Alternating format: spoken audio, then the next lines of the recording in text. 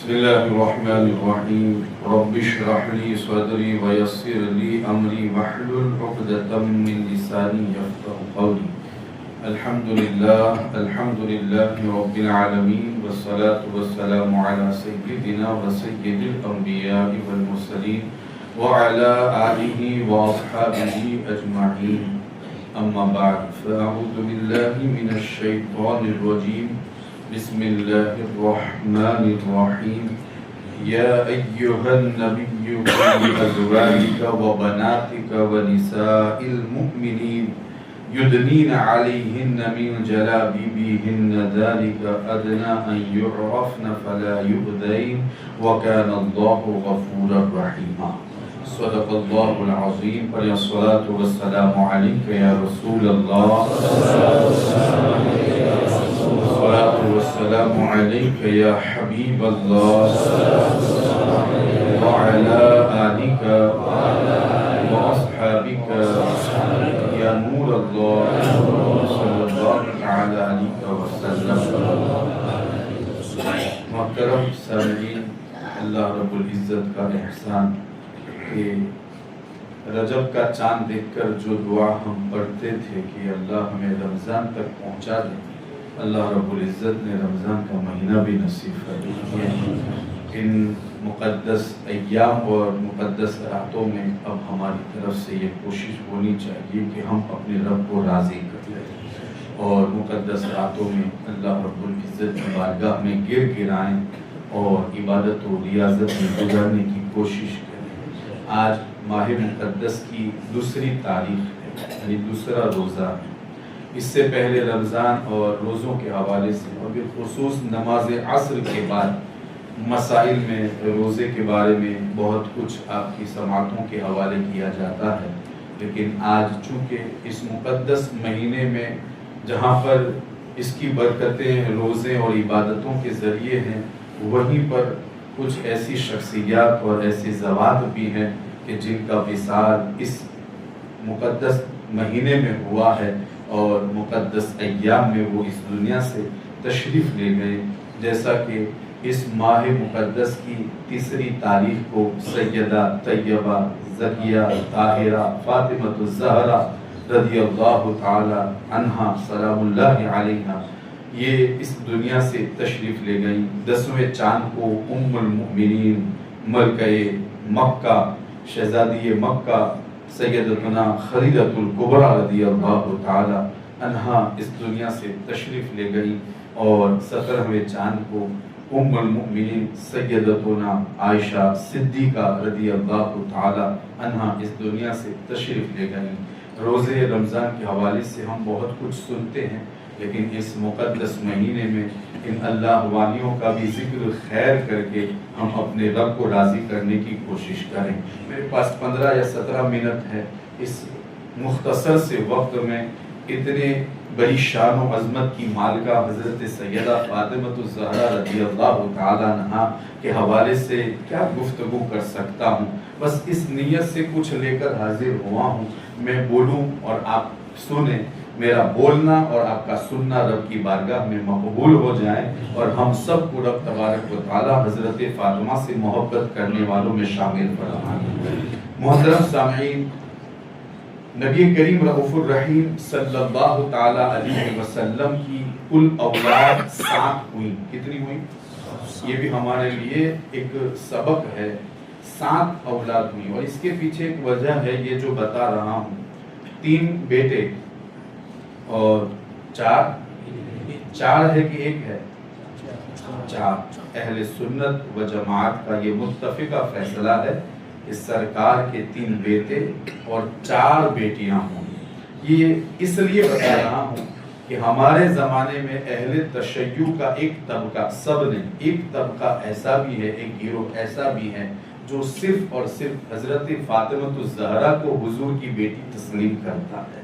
حالانکہ ہم نے اگر ہم دیکھیں تو قرآن کی آیت، رسول اللہ کی حدیث، اقوال بزرگان دین، احادیث کی کتابیں، شراحتیں، وضاحتیں سب اس بات پر دلالت کرتی ہیں کہ حضور کی صرف ایک بیٹی نہیں بلکہ حضور کی کل 4 بیٹیاں تھیں، حضرت ام کلثوم، حضرت زینب، حضرت رقیہ اور سیدہ فاطمہ الزہرا۔ ہاں، ان تمام اولاد میں اور ان تمام بیٹیوں میں رسول اللہ کو جو سب سے زیادہ پیاری اور لادلی تھی وہ حضرت فاطمہ الزہرا رضی اللہ تعالی عنہا تھی۔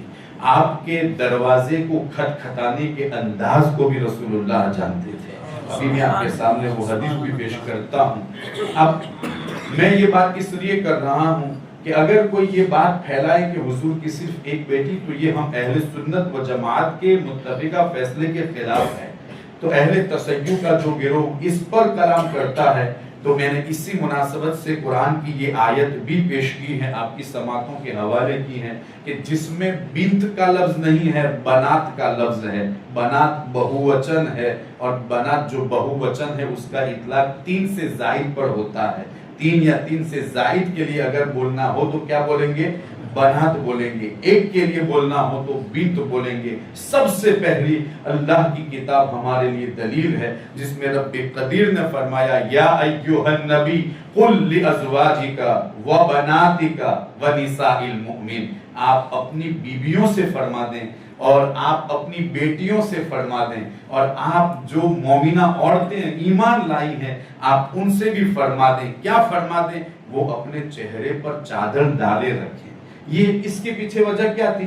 زمانہ جاہلیت میں آزاد اور باندیوں کا لباس ایک طرح کا ہوتا تھا، پورے جسم پر کپڑا ہوتا، چہرہ کھلا رکھتے۔ اور زمانہ جاہلیت میں لوگوں کا جو بدکار لوگ تھے اس وقت کے، ان کا یہ طریقہ تھا، جب باندیاں قضائے حاجت کے لیے رات میں نکلتی تھی تو وہ ان کے پیچھے ہوتے تھے اور ان کو ستاتے تھے۔ کبھی کبھی آزاد عورتوں کو بھی وہ ستانا شروع کر دیتے تھے باندیاں سمجھ کر۔ تو پھر اللہ کے رسول صلی اللہ تعالی علیہ وسلم پر یہ وحی نازل ہوئی اور کہا کہ اے اللہ کے رسول، آپ اپنی بیویوں کو، اپنی بیٹیوں کو اور ساتھ ہی ساتھ جتنی مومنہ عورتیں آئی ہیں آپ ان سے کہیے کہ وہ اپنا لباس بدل دے۔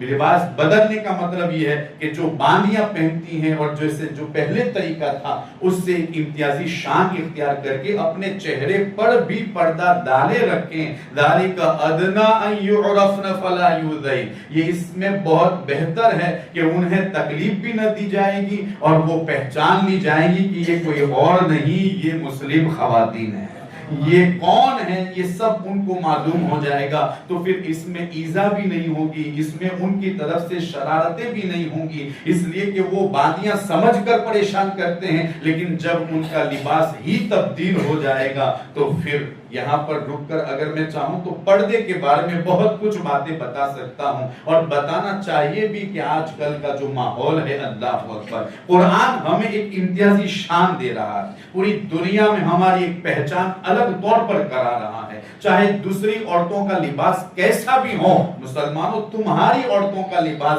ایسا ہونا چاہیے جس سے پہن کر ہمیں فوراً معلوم ہو جائے یہ کوئی عام خاتون نہیں، یہ مسلم خاتون ہے، یہ مومنہ خاتون ہے، یہ کلمہ پڑھنے والی خاتون ہے، یہ رسول اللہ سے محبت کرنے والی خاتون ہے۔ لیکن بڑے افسوس کے ساتھ کہنا پڑتا ہے جو لباس ہمیں امتیازی شان کے لیے دیا گیا تھا آج ہم اس کو بدکاریوں کے لیے یوز کر رہے ہیں۔ بڑے افسوس کے ساتھ کہنا پڑتا ہے، اللہ اکبر، ہماری اپنی ایک وضاحت ہے، ہماری اپنی ایک الگ پہچان ہے، چاہے مرد ہوں یا پھر خواتین ہوں، مرد سر پر ٹوپی رکھ کر اپنا سر سجائیں اور اسلامی لباس پہن کر بازاروں میں نکلیں، مسلم خواتین باپردہ ہو کر نکلیں تاکہ پوری دنیا کو معلوم ہو جائے دوسری خواتین اور دوسرے مرد کا لباس ایک طرف، مومنہ عورت اور مومن مرد کا لباس ایک طرف، تاکہ وہ پہچاننے میں آئے۔ قرآن ہمیں یہ امتیازی شان دیتا ہے۔ تو پھر یہاں پر جو لفظ استعمال کیا گیا ہے وہ کون سا ہے؟ بنات۔ اور بنات کا استعمال اگر ایک ہوتی تو بنت آتا،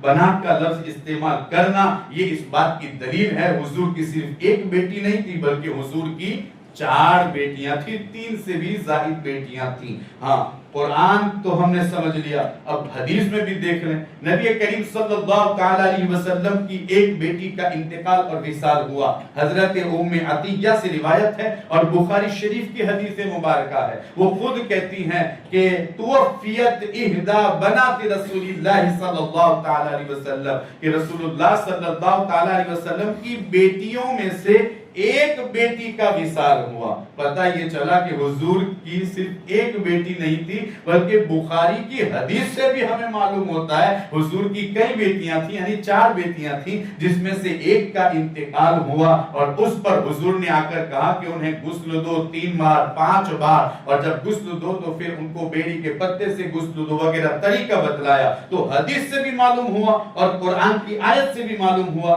حضور کی صرف ایک بیٹی نہیں بلکہ کتنی بیٹیاں تھیں؟ حضور کی 4 بیٹیاں تھیں، چاروں بیٹیوں کا مقام الگ۔ اور پھر اگر ہم دیکھیں حضرت عثمان ذوالنورین کو ذوالنورین کیوں کہا جاتا ہے؟ اسی لیے نا کہ حضور کی 2 بیٹیاں آپ کے نکاح میں تھیں، اگر ایک ہوتی تو 2 یعنی ذوالنورین 2 نور والے وہ داماد مصطفیٰ کیسے ہو سکتے؟ اگر ایک ہوتی تو حضرت فاطمہ تو مولا کائنات کے ساتھ تھی، لیکن یہاں تو حضرت عثمان کو بھی داماد مصطفیٰ تسلیم کیا گیا ہے، اور صرف ایک نہیں بلکہ یہ ایک بہت بڑا شرف ہے حضرت عثمان کے لیے کہ اللہ رب العزت نے ان کے لیے نبی کی 2 بیٹیاں عطا فرمائیں اور وہ ذوالنورین کہلائے۔ یہ ساری باتیں اس بات پر دلالت کرتی ہیں حضور کی ایک بیٹی نہیں بلکہ حضور کی 4 بیٹیاں تھیں، اور حضور چاروں سے محبت کرتے تھے، لیکن ان سب میں سب سے زیادہ پیاری اور سب سے زیادہ لادلی حضرت فاطمہ الزہرا رضی اللہ تعالی عنہا تھی۔ اب یہ حضرت فاطمہ الزہرا رضی اللہ تعالی عنہا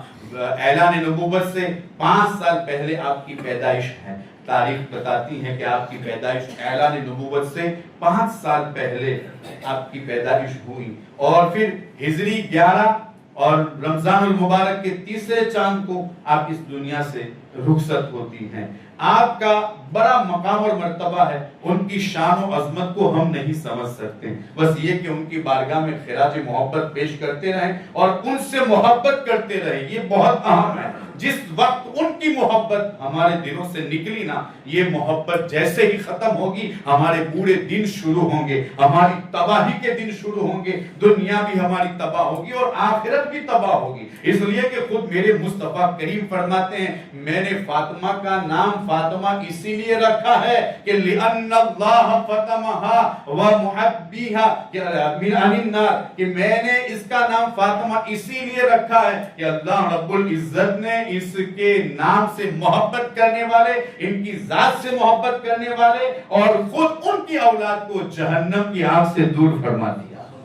یہ حضرت فاطمہ الزہرا کے نام پاک کی برکت ہے، اور ان کے جو القابات ہیں، آپ کو بطول کہا جاتا ہے۔ بطول کس کو کہتے ہیں؟ جو دنیا یعنی کٹنا، تو حضرت فاطمہ الزہرا چونکہ دنیا سے بے رغبت تھی، دنیا سے کٹی ہوئی تھی، دنیا سے الگ تھی، یہ اور بات ہے۔ الحمدللہ اہل سنت و جماعت دیکھو کہ حضرت فاطمہ الزہرا کے حوالے سے وہی یاد کرتا ہے، وہی یاد رکھتا ہے اور وہی بتاتا ہے جو ان کی شان ہے۔ ہم وہ نہیں ہیں کہ جو ان کا رونا دھونا دنیا کے سامنے پیش کر کے ہم یوں بتائیں کہ وہ واقع فدق کے لیے رو رہی تھی، وہ دنیا کے لیے رو رہی تھی۔ اللہ اکبر، یہ حضرت فاطمہ الزہرا کی شان سے بہت دور ہے۔ فاطمہ دنیا کے لیے رونے والی عورتوں میں سے نہیں ہے، فاطمہ کے لیے تو دنیا خود ان کے قدموں میں آتی ہے اور دوڑتی ہوئی آتی ہے۔ اگر وہ چاہیں تو ایک اشارے سے دنیا کو اپنا غلام بنا لیں، لیکن یہ ان کی محبت ہے جو ان کی محبت میں دنیا دار ثابت کرتے ہیں۔ یہ اہل سنت و جماعت کی محبت ہے کہ الحمدللہ ہم فاطمہ کو ویسے ہی مانتے ہیں جیسی ان کی شان و شوکت ہے، ان کی عظمت ہے۔ حضرت فاطمہ الزہرا کو بطول اسی لیے کہا جاتا ہے، انہیں دنیا کی نہیں پڑی تھی، اسی لیے وہ روایت بھی میں آپ کے سامنے لے کر آیا ہوں جس میں ہمارے لیے بہت بڑی تعلیم ہے، اور میں نے ابھی بھی کہا کہ ایک روایت میں آپ کے سامنے پیش کرتا ہوں، اور اس سے پہلے بھی میں روایت پیش کر چکا ہوں، اور یہ روایت پیش اس لیے کر رہا ہوں، یہ بھی وجہ بتا دوں، میں اس لیے پیش کر رہا ہوں کہ اس میں ہم غریبوں کے لیے، ہم گنہگاروں کے لیے، ہم رحمت کے محتاجوں کے لیے ایک بہت بڑا درس اور سبق ہے۔ مبارک راتیں بھی گزر رہی ہیں، مبارک دین بھی گزر رہے ہیں، چاروں طرف مسلمانوں کے یہاں ایک ماحول ہے، ہاتھ اٹھا کر اپنے رب سے بھیک مانگنا، دعا مانگنا، توبہ و استغفار میں اپنے لبوں کو ہلانا، یہ چاروں طرف یہ ماحول دکھائی دے رہا ہے۔ تو پھر میں وہ کلمات بھی آپ کے سامنے پیش کر دوں تاکہ وہ کلمات ہم یاد کر لیں، اور یاد کرنے کے بعد ہم بھی ان کلمات کو اپنی دعاؤں میں شامل فرما لیں کہ جن کلمات کو سن کر حضرت فاطمہ الزہرا نے دنیا کی طرف دیکھا تک نہیں ہے، اندازہ لگائیں. پوری روایت سناتا ہوں, اس میں چونکہ ایک لمبی روایت ہے, سبق ہے ہم گنہگاروں کے لیے جس کو سمجھنا ہمارے لیے ضروری ہے. نبی کریم صلی اللہ تعالی علیہ وسلم کی بارگاہ میں حضرت فاطمہ الزہرا حاضر ہوتی ہیں. تو انہوں نے جب وہاں پر پہنچی تو آپ نے دروازہ کھٹکھٹایا. میں نے ابھی بتایا تھا کہ دیکھو حضور ان سے اتنی محبت فرماتے ہیں, بہت سارے لوگ حضور کے دروازے پر آتے تھے, حضور لوگوں کے دروازے کے کھٹکھٹانے کے انداز سے بھی واقف تھے, پہچانتے تھے. جب آپ نے اس وقت دروازہ کھٹکھٹایا, فدقت الباب فقال النبی صلی اللہ تعالی علیہ وسلم لأم ایمن, ام ایمن بغل میں بیٹھی تھی, تو کہتے ان ھذا لدق فاطمہ, یہ تو انداز جو ہے وہ فاطمہ کا انداز ہے. ذرا دیکھو تو صحیح, فاطمہ کے لیے دروازہ کھولو. جب فاطمہ الزہرا رضی اللہ تعالی عنہ دروازے پر تھی تو پھر جب وہ اندر داخل ہوئیں, حضور پہچان گئے کہ کون آیا ہے. جب اندر داخل ہوئیں تو یہ وقت بھی ایسا تھا کہ جس وقت میں حضرت فاطمہ الزہرا کبھی آپ کی بارگاہ میں آتی نہیں تھی, لیکن جب اس وقت وہ آئیں تو پھر آپ نے ان سے پوچھا کیا بات ہے. بلکہ روایت میں آتا ہے کہ آپ نے یہ کہا کہ فرشتوں کا کھانا تو تسبیح و تحلیل ہے. فرشتے, ہم فرشتے نہیں ہیں, فرشتوں کا کھانا تو تسبیح و تحلیل ہے, ان کی غذا یہی ہے, لیکن ہمارا کھانا کیا ہے, یعنی کہ ہم نے کئی دنوں سے کھانا نہیں کھایا ہے, کوئی انتظام فرما دے. اب دیکھو ضرورت آئی ہے, ایسے وقت میں حضور کی بارگاہ میں پہنچی ہیں, ہمارا کھانا کیا ہے. میرے مصطفیٰ کریم نے اس وقت جو الفاظ ارشاد فرمائے تھے وہ یہ تھے, میں مختصر کر رہا ہوں وقت کی تنگی کی خاطر, کہ چونکہ میرے پاس ویسے تو کچھ نہیں, بلکہ ہمارے گھروں میں بھی 30 دن سے زیادہ سے دن ہو گزر گئے ہیں, 40 دن ہو گئے ہیں, یہاں تک کہ چولہا نہیں جلا ہے, لیکن میرے پاس چونکہ غنیمت کی کچھ بکریاں ہیں, اگر تم کہو تو وہ 5 بکریاں تمہیں دے دوں اور تم اسے لے کر اپنے گھر لوٹ جاؤ. یہ تھی دنیا, یہ تھی دنیا. اور پھر حضور فرماتے ہیں یا تم چاہو میں تمہیں وہ کلمات سکھلا دوں جو جبریل نے مجھ کو سکھلائے. اب دیکھو جو اللہ والیاں ہوتی ہیں نا, وہ دنیا اختیار نہیں کرتی, ان کی توجہ نہیں جاتی. آپ خود کہتی ہیں مجھے بکریوں کی ضرورت نہیں, مجھے وہ کلمات سکھا دیں جو جبریل نے آپ کو سکھائے, مجھے وہ سکھا دیں, میرے لیے وہ کافی ہے. اسے کہتے ہیں اللہ کی ذات پر بھروسہ کرنا. بلکہ یہاں ہم سب کے لیے درس ہے, اور بالخصوص سادات کرام کے لیے اس میں بھی خصوصی درس ہے کہ انہیں بھی اللہ کی ذات پر بھروسہ کرنا چاہیے. اور وہ گھرانہ ایسا ہی گھرانہ ہے جنہوں نے ہمیشہ اللہ کی ذات پر بھروسہ کیا ہے, اور ان کی تعلیمات بھی یہی ہے. وہ کلمت کیا ہے آپ بھی سن لیں, اس کو یاد رکھیں, اور یاد رکھ کر اپنی دعاؤں میں اس کو بھی شامل کر لیں. تو پھر حضرت فاطمہ الزہرا کی کہنے پر میرے مصطفیٰ کریم نے فرمایا قولی, کہو یا اول الاولین, آپ بھی بولیں تاکہ یاد ہو جائے, یا اول الاولین ویا آخر الاخرین ویا ذا القوة المتین ویا راحم المساکین یا ارحم الراحمین. جب یہ کلمات انہوں نے سیکھے, اب حضرت فاطمہ الزہرا کو مولا کائنات نے بھیجا تھا. دیکھو اتنے تنگی کے دن گزر رہے ہیں کہ اب تو ہم فاقے سے گزر رہے ہیں. اب یہ وہ حالت ہے کہ ہم کسی اور سے نہ سہی, کم سے کم حضور سے تو کہیں کہ ہماری ایسی حالت ہے. انہوں نے بھیجا تھا, فاطمہ الزہرا پہنچی تھی. اس سے یہ بھی معلوم ہوا کہ ضرورت پڑنے پر داماد بھی اپنے سسور سے مدد لے سکتا ہے. خوش ہو گئے, لیکن یاد رکھنا زبردستی نہیں کر سکتے. اگر وہ دینے کی استطاعت رکھتا ہو تو دے سکتا ہو تو دے, اور نہ دے تو پھر ہمارے لیے مولا کائنات کی سیرت یہ سبق دیتی ہے. جاؤ مانگو, اگر ملتا ہے تو ٹھیک ہے, اور وہ بھی اس وقت جب کہ ضرورت ہمارے سروں پر مدلاتی ہو, ہم محتاج ہو چکے ہوں, تو دوسروں کے سامنے ہاتھ پھیلانا اس سے بہتر ہے اپنوں کے ساتھ ہاتھ پھیلا لو, تاکہ وہاں رسوائی ہوگی, یہاں رسوائی نہیں ہوگی. لیکن آج کل تو دیکھا جا رہا ہے کہ وہ بڑ جبری کا بادشاہ بنا ہوا ہے, جا یہ لے کے آ, جا وہ لے کے آ, اور اگر مل جائے تو پھر اترانے لگتا ہے. کس پر اترا رہے ہو یار؟ اب جب اگر اجازت ہو تو بات پوری کر لیں, چونکہ وقت اب چونکہ ٹھنڈی کے موسم میں تھوڑا اس لیے تھوڑی گفتگو بڑھے گی. تو کس پر اترا رہے ہیں ہم لوگ؟ دوسرے کے دیے پر اترانا یہ عقل مندی کی بات نہیں. کمال تو اس میں ہے کہ خود وہ کام کر کہ جو خود محتاج نہ رہے. اب اگر ضرورت پیش آ بھی جائے تو مانگے، کوئی حرج نہیں. حضرت فاطمہ تو زہرا بھی گئی، لیکن کیا لے کر آئیں؟ حضرت مولا کائنات دروازے پر کھڑے تھے، انتظار کر رہے تھے. حضرت فاطمہ تو زہرا آئیں تو انہوں نے کہا فاطمہ آپ کے پیچھے پیچھے تو کچھ نہیں آ رہا، یعنی کچھ دکھائی نہیں دے رہا، کچھ نظر نہیں آ رہا، کیا ہوا؟ معاملہ کیا ہے؟ گئی تھی حضور کے پاس، عرض کی تھی، اپنی حالت پیش کی تھی؟